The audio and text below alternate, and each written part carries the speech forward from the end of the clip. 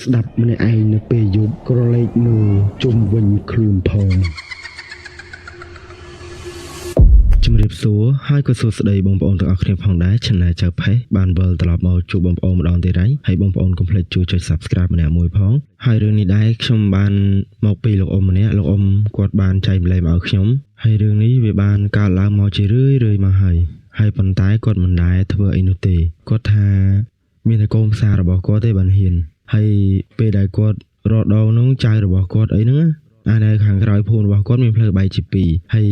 ចៅរបស់គាត់នឹងតែងតែឈឺក្តៅខ្លួនរឿយចឹងទៅហើយទទួលចឹងទៅគាត់ចេះតែដាក់សំណែនសែនទៅគាត់ដឹងថាកន្លែងហ្នឹងមានមូលហេតុអីកន្លែងហ្នឹងពីដំបូងឡើយគាត់បានប្រាប់ថាមានបរិសុទ្ធ2នាក់បានផឹកស្រាសវងតែមនុស្សដែលថាផឹកខូបងប្អូនផឹកទៅស្រាប់តែដើរទៅអាកន្លែងផ្លូវបែកជាពីរហ្នឹងមិនដឹងមិនទេស្រាប់តែហើយហ្នឹង2នាក់ហ្នឹងបានស្លាប់អីបងប្អូនស្លាប់លងទឹកផែអាទឹកស្រែយើងសាច់ហ្នឹងតែដូចថាស្វឹងពេកឬក៏ខ្យល់មិនទេជើងបះឡើងលើទាំងពីរហើយក៏ក្បាលហ្នឹងកប់ទៅនឹងស្រែហើយស្លាប់ទាំងពីរអ្នកតែបងប្អូនអត់មាននេះទេលក្ខណៈថាដើរអៀកកគ្នាអញ្ចឹងហើយពេលហ្នឹងហើយក៏គេយកធ្វើបន់ហើយអាសាឡងណាបងប្អូនគាត់ថាកូនរបស់គាត់កូនផ្សារគាត់ហ្នឹងដើរឆ្លោះត្រីឆ្លោះអីម្នាក់ឯងហ្នឹងគាត់ថាកូនផ្សារគាត់បានប្រាប់គាត់ដែរថាកុំឲ្យគាត់នឹងដើរទៅក្រោយដោយសារអីកូនផ្សារគាត់បានដើរឆ្លោះត្រីឆ្លោះអីចឹងទៅឃើញមនុស្ស2នាក់អង្គុយក្តោបក្បាលឆ្គង់នៅកន្លែងផ្លូវកែង3ជា2ហ្នឹងហើយកូនផ្សារគាត់អត់ដឹងទេកូនផ្សារគាត់ថាអត់ដឹងថាម្នាក់ហ្នឹងជាខ្មោចគេស្លាប់នៅហ្នឹងទេដោយសារអីគាត់ទៅមករស់នៅអញ្ចឹងណាពេលហ្នឹងហើយគាត់ដើរទៅដល់អត់មានទេពេលគាត់ដើរមកវិញបែរមកក្រោយគាត់ច្បាច់ទៅឃើញមនុស្សអង្គុយក្តោបក្បាលឆ្គង់2នាក់ទៀតពេលហ្នឹងហើយកូនផ្សារគាត់មនុស្សមិនដែលខ្លាចអីនោះក៏ទាញស្នោដេញចាក់ថាមិនទៅចាក់ហ្នឹងមើលស្រាប់តែចាក់ទៅអត់មានទេស្រាប់តែពេលឲ្យតែអ៊ំហ្នឹងគាត់បានពរចៅពរអីទៅក្រោយភូមិរបស់គាត់ហ្នឹងដល់ចៅគាត់ឈឺហើយបើមិនបានដាក់សំណែនបែឲ្យទេគឺអត់ជាទេពេលហ្នឹងហើយកូនរបស់គាត់ថ្ងៃមួយហ្នឹងបានទៅឆ្លោះម្ដងទៀតហ្នឹងស្រាប់តែដើរឆ្លោះចឹងបងប្អូនលឺសំឡេងគឺត្រំជើងទឹកនៅពីក្រោយចឹងទៅហើយកូនរបស់គាត់នឹងចាប់ផ្ដើមព្រឺក្បាលខ្ញាក់តែមនុស្សអត់ខ្លាចទេក៏ចាប់ផ្ដើមបែរមកក្រោយអត់មានទេម្ដងទៀតលឺទឹកចឹងទៀតលឺអាលាស់ស្រងលន់ផឹងអាលាស់ស្រងហើយក៏គាត់ចាប់ផ្ដើមគិតថាអានេះលេងអញទៀតហើយចាប់ផ្ដើមនិយាយកូនរបស់គាត់ថាអានេះចាប់ផ្ដើមលេងអញទៀតហើយស្រាប់តែពេលលេងហើយមានណាគាត់អាលាស់ភាសាទៀតគាត់បែរមកមកទៅហឹងបែរមកឲ្យចំថាស្អីគេចឹងបែរមកអត់ឃើញទេបងប្អូនអត់មានឃើញទេហើយកូនរបស់គាត់ហ្នឹងក៏ចាប់ផ្ដើមនិយាយថាមកបើឯងចេញមកឲ្យស្រស់មកកុំលក្ខណៈថាចេញមកធ្វើឯងលងស្អីមរៀលចឹងឯងកុំលងចឹងអញវាមិនខ្លាចទេអញចង់ឃើញក្តារមុខមើលបងប្អូនហើយគាត់ថាដើរចេញបានតែ2ចង្ហៀនទេលឺសលេងមកត្មងលឺសលេងប៉ុន្តែអត់ឃើញរូបរាងទេលឺសលេងគាត់ថាអាលឺសលេងហ្នឹងព្រឺជាងអាឃើញរូបភាពទេវាថាចង់ឃើញវាដើរទៅចំការជ័យទៅឃើញហើយវានិយាយចឹងហើយអាផ្លូវបែកជា2ហ្នឹងវាមានត្បូងហើយជើងអញ្ចឹងគាត់ដើរតាមអាផ្លូវជើងមានឆ្កាជ័យហើយគាត់ចិត្តសឿងទៀតកូនផ្សារគាត់ហ្នឹងដើរទៅគាត់ដើរទៅបងប្អូនហើយបងប្អូនមានដឹងមិនអត់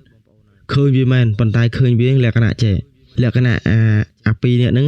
វាអង្គុយនៅលើស្លឹកចេកហើយធ្លាប់តែលើគេថាមនុស្សស្រី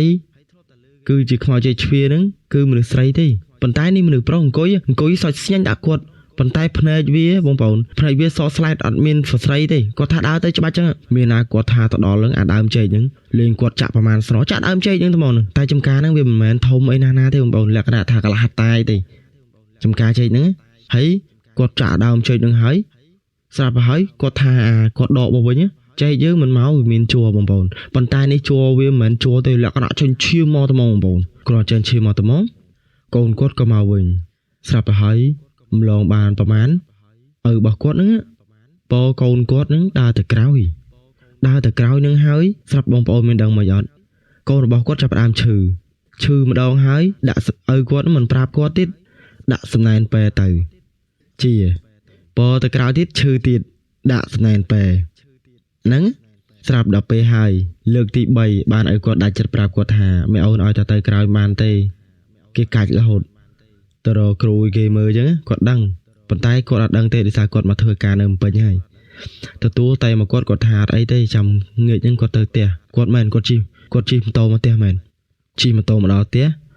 គាត់ចាប់ផ្ដើមធ្វើគេថាត្រូវការស្អីគេថាត្រូវការបាយក្រហមនិងបាយសរៀបចំសំណែនដាក់ឲ្យគេនៅផ្លូវកែងហ្នឹងបាយជា2ហ្នឹងគាត់ក៏ចាប់ផ្ដើម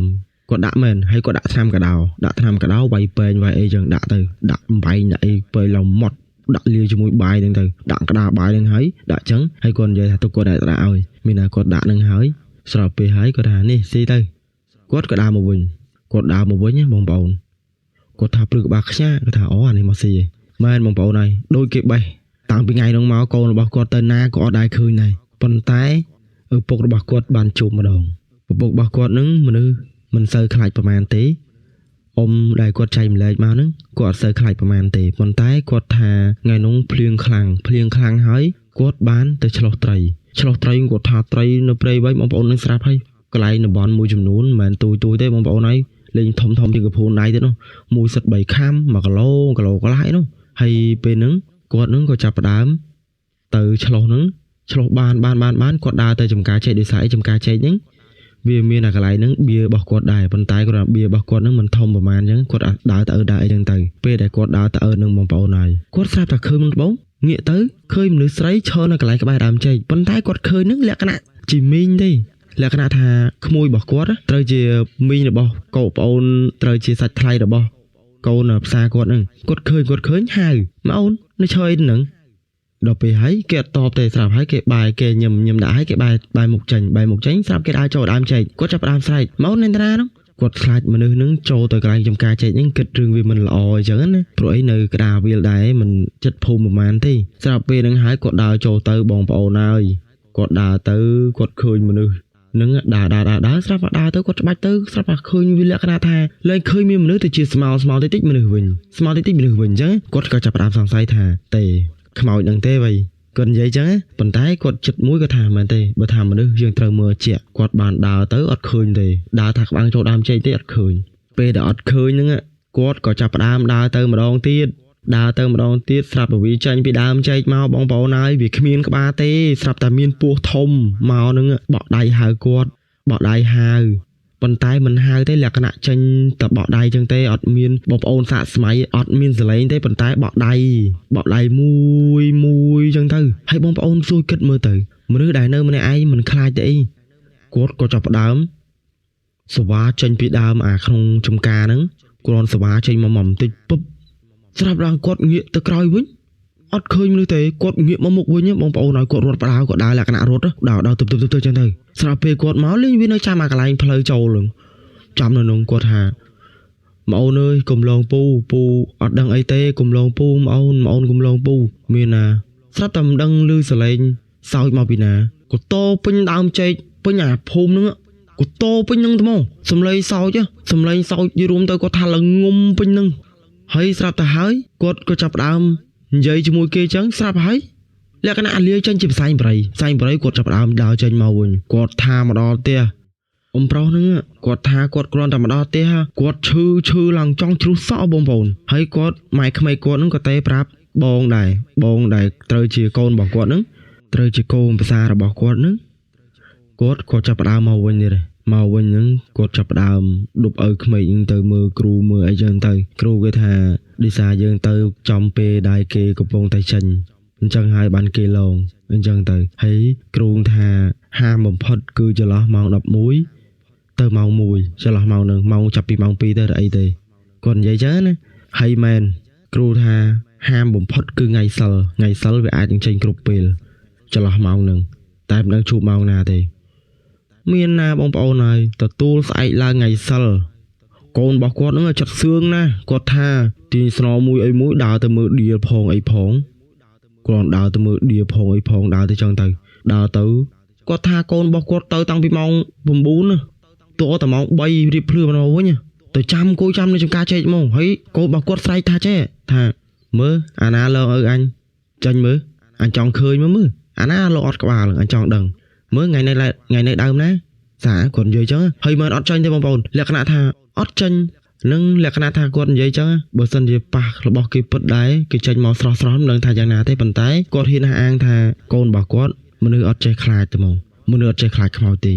con dây chẳng mong con hiền dây chẳng mong tham được smart đây con chợt răng á hay từ chẳng màu quên mong bay chẳng màu con bạn dây bạp ở thắng ơi nhầm tới trăm mưa khi mẹ tranh màu phong con thà phải dây 300 ngày con đi xây đã hay chẳng bạn con khơi con ấy chẳng tới thì ông con thà pe núng con bạn phải chia mà tất con chia thua mình ao mình bên tay con đi là cái thà con bạn smart anh chẳng con giấy á con thà bạn smart hạt ấy bạn con thà bạn smart con thà khơi slide pe với là cái nào slide nhá con thà slide mình tên mong hay phân phết nhom phết bạp bong bồn này po thom nướng là cái nào thà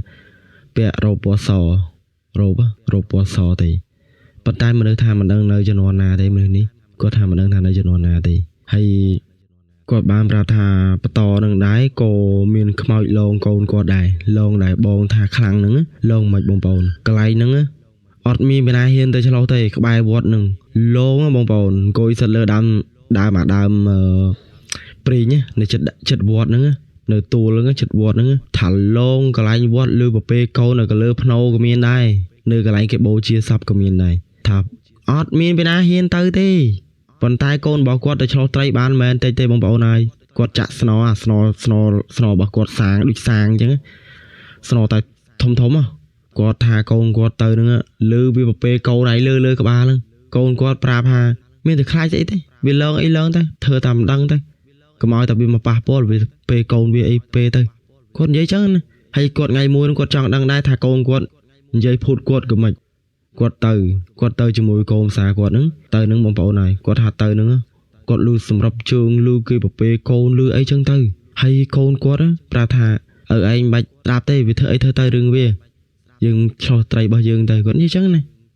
hay con giấy máu đôi ọt mi rừng ấy ca lang chân con giấy máu ní hay nhung kết sắp tới nè ý khmoi lồng và nó ngọt khai tiệt hay chân khmoi lồng mới tập ăn khai có tha tụi bay lâu mấy con khai đấy con quát hay nếu nhung là khơi đường mùi đài đường là pe để thàn chẳng á anh ấy nhung tranh khai thấy đường tay chết đôi đường mùi cái ban vậy thà khmoi lồng ọt khai sao pe hãy khmoi xua thà ta anh lông thường mất ba này khai